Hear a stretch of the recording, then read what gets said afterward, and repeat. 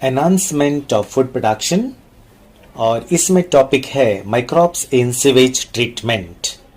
Municipal waste में होता है human excreta, household waste, dissolve organic matter, pathogenic microbes, bacteria, viruses, protozoans, nematode, microfungi. फिर discharge water from hospital waste, slaughter house waste, animal डंक।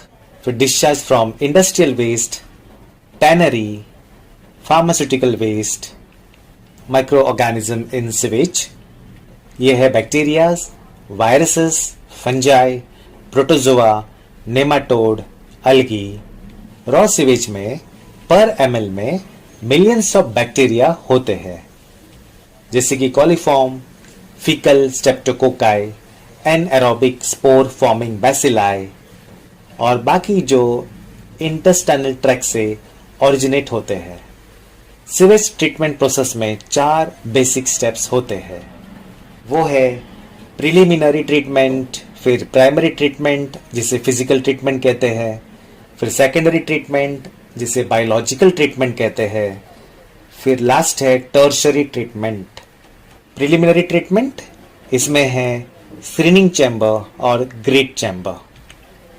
Screening chamber, sewage और waste water, इसमें बहुत सारे suspended floating material, course और solid particles होते हैं along with dissolved substances. तो स्क्रीनिंग में सस्पेंडेड ऑब्जेक्ट्स इनको फिल्टर करके निकाला जाता है। तो इसके लिए सीवेज ये स्क्रीन से पास किया जाता है। स्क्रीन में बहुत सारे नेट्स होते हैं चैम्बर में। जो लार्जर सस्पेंडेड या फ्लोटिंग ऑब्जेक्ट्स है वो यहाँ पे ट्रैप होते हैं और इनको आगे निकाला जाता है। ग्रिड चैम्बर, फिल्टर सीवेज फिर पास किया जाता है into series of grid chamber. तो स्क्रीनिंग होने के बाद ये जो फिल्टर सीवेज है ये ग्रिड चैम्बर में पास किया जाता है। ग्रिड चैम्बर में बड़े बड़े स्टोन्स, पेबल्स होते हैं और ब्रिक बैलेस्ट होते हैं। तो ग्रेविटी के वजह से कोर्स पार्टिकल्स सेटल डाउन हो जाते हैं। तो यहाँ पे बहुत सारा कोर्स पार्टिकुलेट मैटर निकाला जाता है। प्राइमरी ट्रीटमेंट यानी कि फिजिकल ट्रीटमेंट, फिर सीवेज वाटर को पंप किया जाता है इनटू प्राइमरी सेडिमेंटेशन टैंक में। तो ये है सेडिमेंटेशन टैंक। तो यहाँ पे सस्पेंडेड सॉलिड जो है ये सिंक हो जाता है। इस प्रोसेस में about 50 to 70% solid settle down हो जाता है और यहाँ पे होता है reduction of 30 to 40% in the number of coliform organisms. जो ऑर्गेनिक मैटर अभी सेटल हुआ है उसे प्राइमरी स्लज कहते हैं, जिसे मैकेनिकली ऑपरेटेड डिवाइस से अलग किया जाता है। सुपरनेटेंट इन्फ्लुएंट जो ऊपर है, जो तैर रहा है, इसमें बहुत सारा डिसॉल्व्ड ऑर्गेनिक मैटर है प्लस माइक्रो ऑर्गेनिजम्स भी है। सेकेंडरी ट्रीटमेंट यानी कि बायोलॉजिकल ट्रीटमेंट, प्राइमरी एफ्लुएंट को लार्ज एरेशन टैंक में पास किया जाता है। फिर इसमें एयर पंप किया जाता है और कॉन्स्टेंटली यहाँ पे एजिटेशन होता है ताकि एयर जो है यहाँ पे ठीक से मिक्स हो जाए। एरिएशन की वजह से एरोबिक बैक्टीरियाज का ग्रोथ बहुत ही विगरस होगा और इनका बन जाता है फ्लॉक्स। फ्लॉक्स यानी मासेस ऑफ बैक्टीरिया और फंगल हाइपी।